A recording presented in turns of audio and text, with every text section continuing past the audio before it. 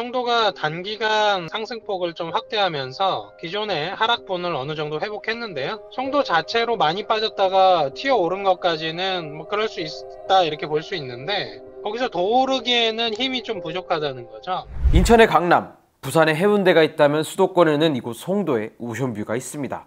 인천광역시 연수구 송도동 일대에 조성된 경제자유구역 송도국제도시는 상하이, 싱가포르, 두바이와 같은 주택, 상업, 공업지역이 모두 혼합된 국제도시로 한국의 최대 개발 지역입니다. 전국의 부동산이 들썩이던 화랑기, 수십 년간 국책사업지로 개발된 인천 송도의 집값은 절대 무너지지 않을 것처럼 단단하게, 하지만 가파르게 올라갔습니다. 수십 층이 쌓아 올려진 아파트의 위용은 기세등등했지만 지대가 높을수록 바람은 매서웠고 집값은 꺾여버렸습니다. 그러나 많이 빠진 탓일까요? 최근 반등 분위기도 심상치 않다고 합니다. 바닥을 잡았다는 지역의 분위기와 달리 추가 하락 가능성도 크다는데 어떤 이야기일까요? 브릿지가 체크했습니다. 송도는 여러 지역으로 나뉘어 있습니다. 주거지역과 상공업지역, 물류지역이 곳곳에 자리하고 있죠. 흔히 우리가 송도라고 이미지를 떠올리는 곳들은 주시가지 구역과 호수와 바다 사이에 놓인 대규모 아파트 단지입니다. 더샵 송도 마리나베이는 3,100가구 규모의 대단지입니다. 상대적으로 외곽지역이지만 오션뷰를 누릴 수 있으며 향후 지하철 추가 개통으로 높은 기대를 받은 곳이죠. 이 아파트 전용 84제곱미터의 최고가 거래는 2022년 4월 6일 11억 4천만 원에 이루어졌습니다. 하지만 집값이 휘청거리고 금리 인상과 경기 침체로 인한 부동산 시장 한파에 이 아파트도 휘청였습니다. 가장 최근 저가 거래는 올해 5월 26일 6억 원에 이루어졌습니다. 최고가 대비 5억 4천만 원, 47% 떨어졌죠. 현재 매물은 7억에서 8억 원대로 금매를 제외한 시세는 7억 원 중반대로 추정됩니다. 송도의 경우 많은 용적률을 받아 높이 솟은 고층 건물, 고층 아파트도 쉽게 떠올릴 수 있죠. 그래서 고층과 저층의 가격 차이도 적게는 수천만 원에서 많게는 1억 원이 넘어가기도 합니다. 힐리스테이트 레이크 송도 전용 84제곱미터의 최고가는 2021년 11월 28일 11억 3천만 원입니다. 26층 매물이었습니다. 비슷한 층수의 최근 저가 거래는 지난 6월 13일 7억 2천만 원에 이루어졌습니다. 최고가 대비 4억 1천만 원 36% 하락했죠.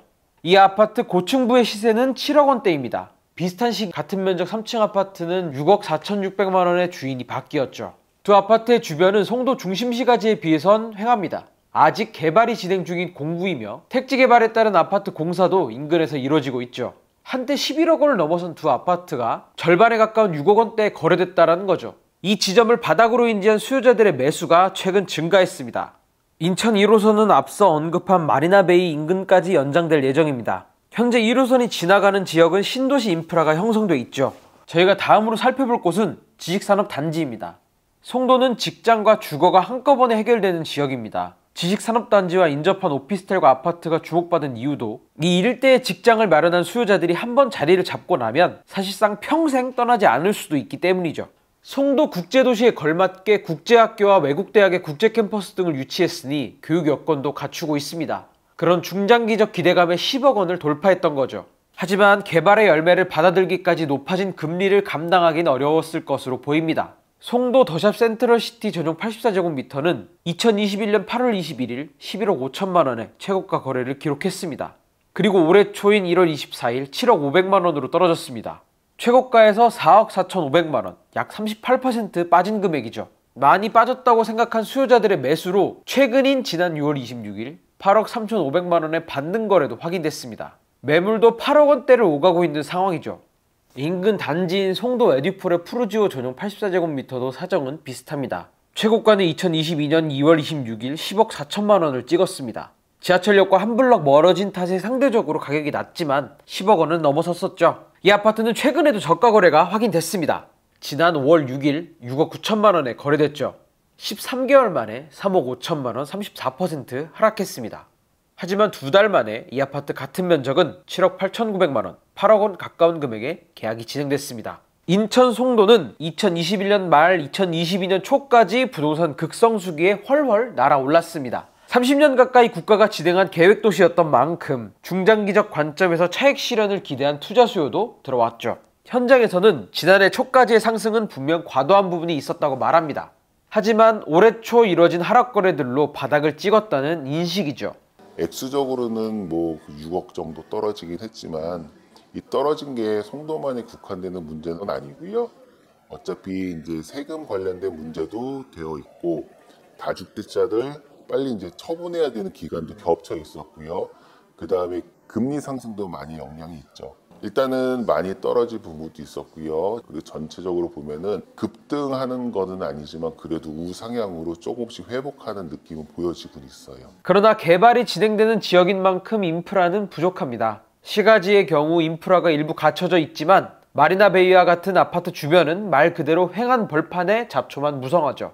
아파트 상가의 일부 상점 외에 인프라를 누리기 위해선 자동차를 이용해야 하죠. 또 입주 예정 물량도 수천 가구에 달하고 아직 공사가 진행 중이고 택지 개발을 앞둔 곳도 많습니다. 올해 하반기는 2,541가구, 내년 상반기는 4,034가구가 입주할 계획이죠. 여전히 올 하반기와 내년 상반기까지는 수요 대비 공급이 많을 수 있다는 겁니다.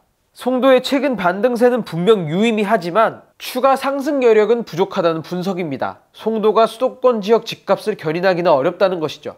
송도 자체로 많이 빠졌다가 튀어오른 것까지는 뭐 그럴 수 있다 이렇게 볼 수 있는데 거기서 더 오르기에는 힘이 좀 부족하다는 거죠. 뭐 실제 가격이 그렇게 단기간 또 폭락했다가 또 일정 수준 회복했잖아요.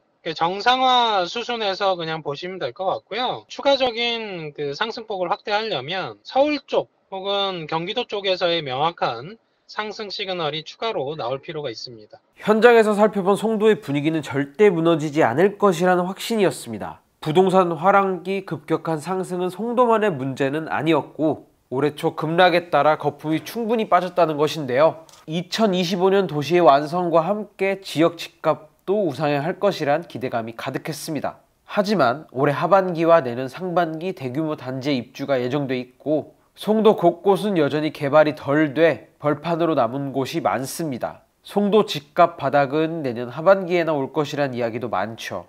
지금의 반등세를 차분하게 지켜봐야 할 것 같습니다. 오늘 브릿지는 여기까지입니다. 도움이 되셨다면 구독과 좋아요, 알림 설정까지 부탁드립니다.